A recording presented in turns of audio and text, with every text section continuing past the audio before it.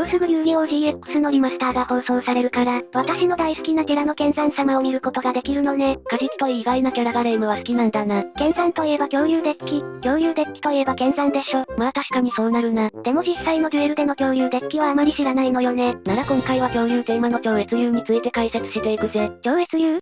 めちゃくちゃ強そうなテーマね。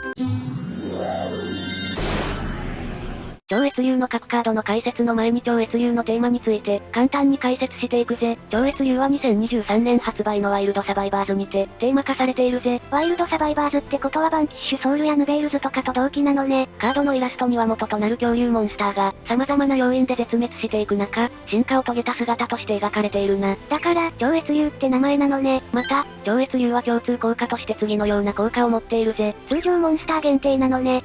でも自己蘇生できるのは強いわね。こんな感じで恐竜族の新たなテーマカードとして登場し、恐竜族をサポートも行えるテーマとなっているな。早く各カードの解説が聞きたいわ。マリサ早くしてちょうだい。一組目に紹介するのは、ゼノメテオロスと超越竜メテオロスだ。一組目？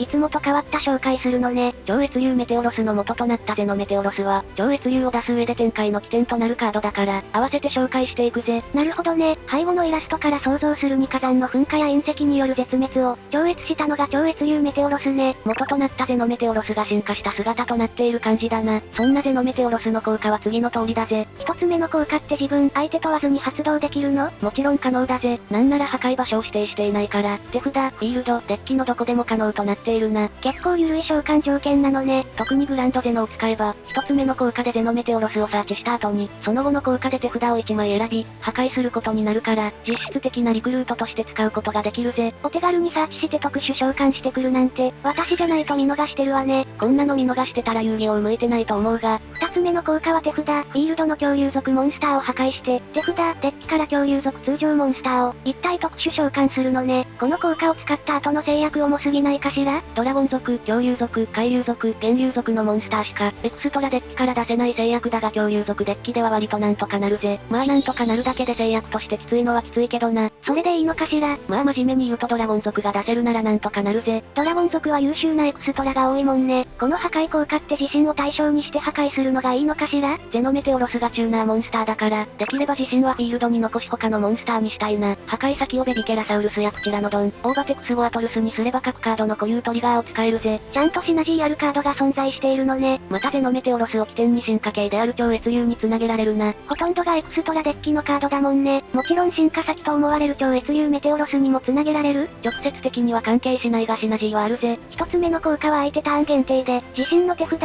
ィールドから恐竜族モンスターを2体破壊して、手札から特殊召喚するのね。普通に使えばディスアドになるから破壊時に効果を発動できるモンスターや、サクリファイスエスケープの要領で出すことができればいいな。ただこの方法で出すよりも恐竜族にはもっといい方法がある。究極進化薬、超越進化薬ベータを使うかプチラノドンを使えば、簡単に出すことができるぜ。究極進化薬と超越進化薬ベータって危ない実験感すごいわね。ジュラシックパークのような大事件にはならないから安心しろ。ただ究極進化薬ならカードを2枚除外する必要があるし、超越進化薬ベータなら激をも制約がつくから、進化の代償は必要となるぜ。でも究極進化薬なら墓地リソースを必要としないデッキ、超越進化薬ベータなら墓地リソースを必要とするデッキって、使い分けをすればいいんでしょ？その通り、レイムには珍しい良い着眼点だ。召喚条件で結構話してしまったが2つ目の効果に行くぜ。2つ目の効果は自身の特殊召喚成功時に、デッキから恐竜族モンスターを墓地に送る効果なのね。墓地に送るということは墓地効果を持つモンスターを送るって感じかしら？そういうことだ。オーバテクスゴアトルスや幻想のミセラサウルスなどだな。また3つ目の効果の準備として通常モンスターを送るのもいいな。3つ目の効果が超越モンスターの共通効果のやつね。この効果のおかげで戦線維持に努めたり、ゼノメテオロスやレスキューラビットのリクルート先の確保もできる感じだな。これってゼノメテオロスの効果で手札から破壊して、墓地に通常モンスターがいれば復活できる感じかしら？もちろん可能だぜ。超越竜メテオロスがフィールドにいる状態だと、破壊時の復活を危険視されてリリースなどで除去されやすいから、手札やデッキから直接破壊するのを狙うといいな。突然飛んでくる感じね。ちなみに共通効果の自己蘇生は墓地に送られた時という条件ではないため奈落の落とし穴などで破壊されて除外された場合でも問題なく効果を使えるぜ。維持でも復活してくるのね。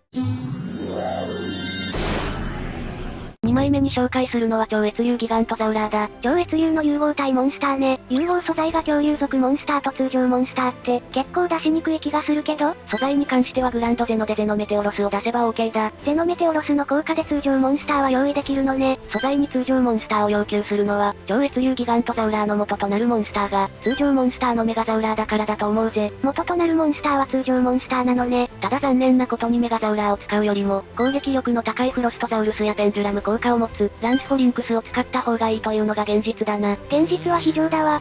気を取り直して、一つ目の効果は特殊召喚成功時に、自身の墓地の恐竜族モンスターを一体手札に加えることができるのね。墓地から特殊召喚されていた場合は自身と相手のフィールドのカードを、それぞれ1枚選んで破壊できるな。二つ目の共通効果で蘇生した時に使う感じね。自身の破壊するカードは手札のカードも選択できるため、こちらのドンやベビケラサウルスを事前にリクルートしておき、破壊すると今後に繋げられるぜ。しっかりと他の恐竜族とシナジーがあるのね。また自身の墓地に通常モンスターがいる場合、破壊対象を自身にすれば破壊後に蘇生することができ、一方的な破壊効果にできるぜ。さすが絶滅を超越してきただけあるわね。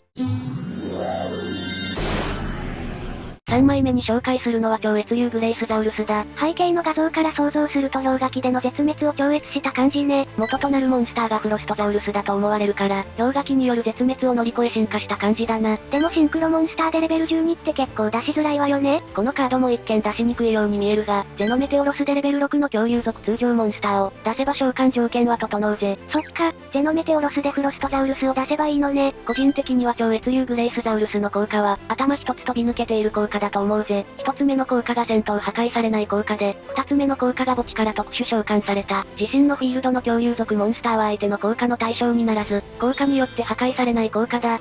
待って、これって二つ目の共通効果で墓地から特殊召喚したら、バトル効果で破壊されないほぼ無敵のモンスターになるじゃない。その通りだ。なかなかえげつない耐性になるぜ。二つ目の効果が適用されると演算機ファイナルシグマ並みね。デッキによってはこのカードだけで積むからな。しかも超越竜グレイスザウルスって素材していないわよね。レベルは12と高いが出そうと思えば出せるからな。デッキ構築次第では、先行でこのカードを出して無敵の壁とすることも可能だ。このカードを処理するなら、怪獣で処理するか3体並んだところを、ラーの翼神竜ウスフィアモードでリリースするとかしないとね。まあリリースに関してはほとんどのモンスターが無力だからな。余談となるがこのカードは水属性で初となる、レベル12モンスターなんだ。またこのカードの登場で神属性を除いて、すべての属性に1から12のレベルのモンスターが揃うことになったぜ。その記念すべきモンスターがヤバい耐性持ちは、水属性やるわね。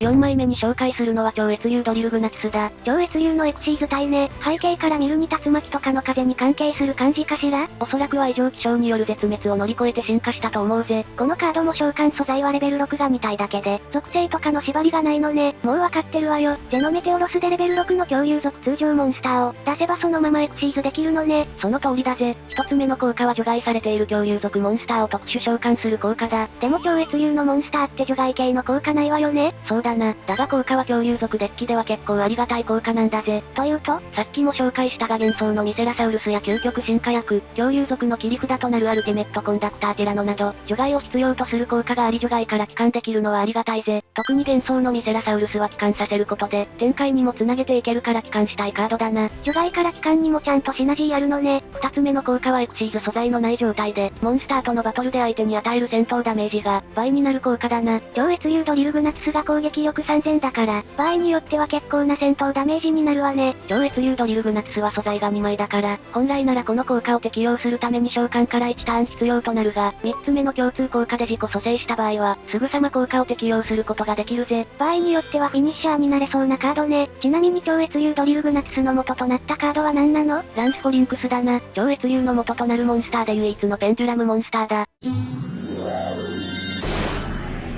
5枚目に紹介するのは超越竜エグザラクトルだ。超越竜のリンクモンスターね。超越竜エグザラクトルは他の超越竜と違うところがあるぜ。違うところ？ここまで紹介してきた超越竜はワイルドサバイバーズで登場したが、超越竜エグザラクトルは2023年発売のエイジオブオーバーロードにて登場しているカードだ。後から出てきたのね。また他の超越竜は元となるモンスターがいるが、超越竜エグザラクトルに関しては元となるモンスターは判明していないぜ。見た目的にいそうだけどね。というのも超越竜モンスターは元となるモンスターから、攻守の合計 K が2000上がったステータスになっているんだ。確かに言われてみればそうね。しかし超越竜エグザラクトルは当てはまるモンスターがいないんだ。なるほどね。そもそもリンクだから守備力ないもんね。元のモンスターから攻撃力を2000も上げると結構な攻撃力になりそうだから、あえてしていないのかもね。少し話が長くなったが効果の解説していくぜ。召喚条件はレベル6以上のモンスターを含む恐竜族2体以上だ。レベル6以上が1体必要で恐竜族のみで他に2体も要求されるのは、結構重い気がするわね。リンク2を使えば2体で済むがそれども結構重い気がするな。ゼノメテオロスでの展開で多少は緩和できるから狙いたいな。一つ目の効果は特殊召喚成功時に手札から恐竜族モンスターを1体特殊召喚する効果ね。恐竜族以外の縛りがないから幅広く出せるんじゃない？しかも、リンク召喚成功時じゃないから、蘇生や期間時にも効果使えるのも強いわね。ただ大型モンスターを出すなら召喚条件を無視できる。双角のカルノブルスがいるからメインフェーズで出せる点を活かしていきたいな。二つ目の効果はこのカードのリンク先の恐竜族モンスターがバトル効果で破壊または墓地に送られた際に、デッキからカードを1枚ドローする効果だな。このカードをメインモンスターゾーンに出して、横のモンスターを何らかの効果で破壊か墓地送りにすればいいのね。その通りなんだが、超越竜エグザラクトルを出した上にさらに横にモンスターを出して、そのカードを破壊または墓地送りとなると、結構な展開力を求められるからな。確かに結構しんどいわね。正直な話そこまで展開してワンドローを狙うかといえば、エクストラモンスターゾーンでもミラーマッチでもない限りは、何らかの方法で相手のモンスターを恐竜族に変える必要があるものね。一応リプロドクスを使用すれば狙うことも可能だが、そこまでして狙うかという感じだ。三つ目は超越竜の共通効果だな。だから二つ目の効果を狙うよりも一つ目の効果を複数回狙う方がいいな。そのためにも三つ目の共通効果の発動条件は満たしておきたいわね。余談となるが最初にこのカードの元となるカードが、明らかになっていないといったが一応候補は何枚か存在するんだ。候補はいるのね。1枚目が絶対なる王者メガプランダだ。確かに見た目が似ているわね。向いてる方向が逆だけど、攻撃力も半分の1000しか上がっていないからな。まあそれはリンクモンスターだから、攻撃力だけ2000上げるとってやつでしょうね。2枚目がワイルドラプターだが、このカードも攻撃力が倍になっているが2000上昇ではいな。完全一致はいないわけね。一応数値の規則性をクリアしている恐竜族モンスターはいるぜ。いるの？メックテリジノラクトルだ。いやラッシュデュエルじゃない。攻撃力1000だから数値の規則性はクリアしてるぜ。見た目とか効果も少し似てるけど属性も違うしレベルも違う。何よりカードゲームの種類が違うじゃない。とまあこんな感じで完全一致するモンスターがいないわけだ。いつか出てくるのかしら？出てこないと思うけどな。6枚目に紹介するのはグラウンドゼノだ。ゼノメテオロスとセットで使われていたカードね。何度も説明しているがグラウンドゼノで、ゼノメテオロスをサーチすればその後の手札破壊効果で、サーチしたゼノメテオロスを特殊召喚できるというわけだ。他の候補とかいるの？ジュラックメガロをサーチして破壊して墓地に送り、ジュラックメガロの効果でジュラックアステロを墓地に送れば、恐怖のジュラックメテオの召喚条件が整うぜ。フィールドを一掃するヤバいやつ？二つ目の効果は墓地のこのカードを除外して、手札、フィールドの恐竜族モンスターで融合召喚をする効果だ。ゼノメテオロス経由で通常モンスターをリクルートすれば、超越竜ギガントザウラーを出すことができるのよね。サーチも行えてその後の展開にも繋がる万能カードね。ただし恐竜族デッキのサーチカードには、絶対的存在である化石調査があるから、サーチと破壊による展開サポートで差別化を狙っていくといいぜ。7枚目に紹介するのは超越進化薬ベータだ。このカードは2023年発売のデュエリストネクサスにて登場するぜ。恐竜を超越竜に進化させる薬ね。名前から見ればそんなんだが、このカードはあまり超越竜と相性は良くないんだ。そうなの？このカードの効果で超越竜を出すんじゃないの？確かに効果で出すことができるが超越進化薬ベータで超越竜を出した場合、正規召喚扱いではないため蘇生制限を満たさないんだ。つまり共通効果である自己蘇生効果が使えない。そういうことだ。ベータってついてるから未完成って感じなのかしらね。超越竜で使うよりもエボルダーやジュラックの方が、展開にも関与できるからメインはこっちになるな。特にジュラックではジュラックスティボで、オーバテクスゴアトルスを墓地に送れば超進化薬ベータをサーチでき、低攻撃力のコスト2体を出せるためサーチから使用まで、スムーズに行うことができるぜ。超進化薬ベータでジュラックアステロも？もちろん可能だぜ。一つ目の効果は使えないが二つ目の特殊召喚無効効果と、三つ目の墓地効果は問題なく使用できるからな。ただしジュラックアステロは攻撃力が2500なため、超進化薬ベータで出す場合は攻撃力を調整する必要があるぜ。確かに2500って簡単に超えそうだもんね。超越進化薬ベータの素材の片方は恐竜族以外でもいいため、手札誘発のハルーララやエフェクトベーラーなどの低攻撃力モンスターをコストに使用するのもありだな。それはそれで妨害札を切るのは勇気がいるわね。他の候補としてはダイノルフやレクスタームだな。ライフポイントを大きく失うが相手のモンスター効果をほぼ完封できるからな。候補として知っておくだけでも色々と対応できそうね。ここまで色々と候補を挙げてきたが超越進化薬ベータ使用時には、絶対に注意しなけければいけないことがある。超越進化薬ベータに対する無効効果ね。その通りだ。超越進化薬ベータの効果を無効化された場合、超越進化薬ベータを含めて3枚のビスアドバンテージとなる。3枚のビスアドって結構致命的ね。超越進化薬ベータを使用する際は無効にされない状況か、効果無効になった際に別の展開を確保できる状況だと、安心して使うことができるな。逆に言えば相手が超進化薬ベータを使ってきた際には無効を狙うといいのね。8枚目に紹介するのは超越転生だ。お互いの墓地及び除外状態の恐竜族モンスターを、一体対象として特殊召喚する効果なのね。純粋に蘇生、帰還カードだな。恐竜族デッキは構築次第では除外を使う場合もあるから、帰還できるのはいいわね。ただトラップカードゆえの発動の遅さに加えて、テーマ内サーチができないため引けなければ使えないな。でもこれミラーマッチなら結構化けるカードじゃない？確かにミラーマッチなら化けるだろうな。また恐竜族デッキでなくとも入っている可能性がある奴がいるだろ。ダイナレスラーパンクラトプスね。うまくいけば相手にやり返しができるかもな。ちなみにこのカードのイラストはランス・フォリンクスが、超越流ドリルグナツスに進化しようとしている場面だな。これって B ボタン連打したら進化止まるのかしら？そんなポケモン的な要素はない。最後に私が超越流デッキを実際に使っていて、よく使っていた0ターン目展開について解説するぜ。0ターン目展開？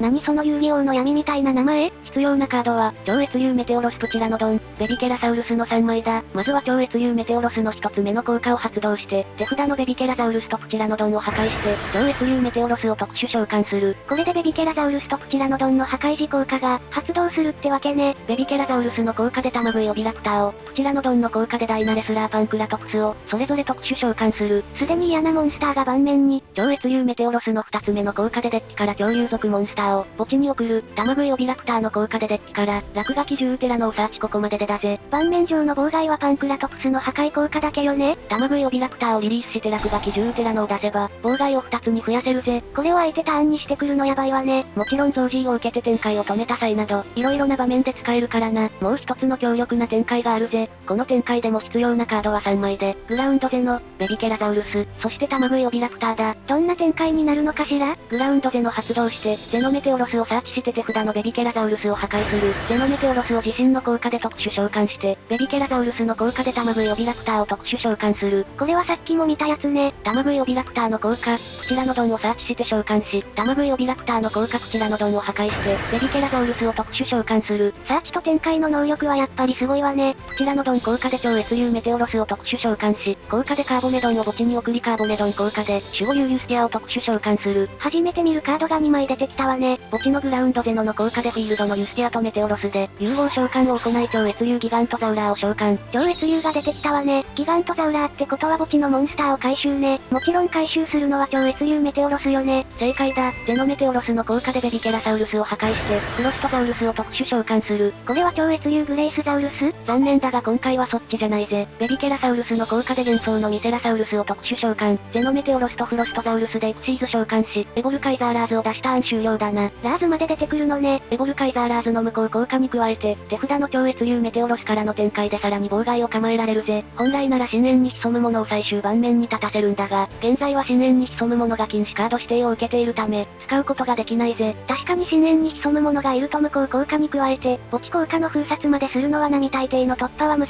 しくなるわね。また展開方法は異なるが、最終盤面にバロネスを立てたり被験流ミラジェイドを出すこともでき、様々な展開をすることができるぜ。まさか被験流ミラジェイドが出るとは思わなかったわ。また超越流を展開するときに覚えておくといいのが、相手の妨害や除去に対する回避方法だな。超越流メテオロスでサクリファイスエスケープね。その他にも超越流グレイスザウルスに、アーゼウスの効果を発動された場合超越流グレイスザウルスを、超越流メテオロスの効果で墓地に逃がして、自身の効果で復活すれば一方的な制圧をすることができるぜ。アーゼウスの効果まで避けるのね。あと、意外と忘れがちだが、超越流メテオロスと超越流グレイスザウルスがフィールドにいれば、どちらもレベル12のため正規の召喚方法でアーゼウスを出すことができるぜ。まさかの超越流でアーゼウスが飛んでくるなんて、あのカードほんとどこにでも出てくるわね。さてここまで超越流について色々なカードを紹介してきたが、どうだった？絶滅を乗り越えて進化した超越流の力を感じれたわ。恐竜族デッキだけでも様々な構築や展開があって、実際に使ってみたいと思ったわ。今後も恐竜デッキは強化されていくと思うから、気になるなら今からデッキ組んでデュエルで練習してみるか？望むところよ。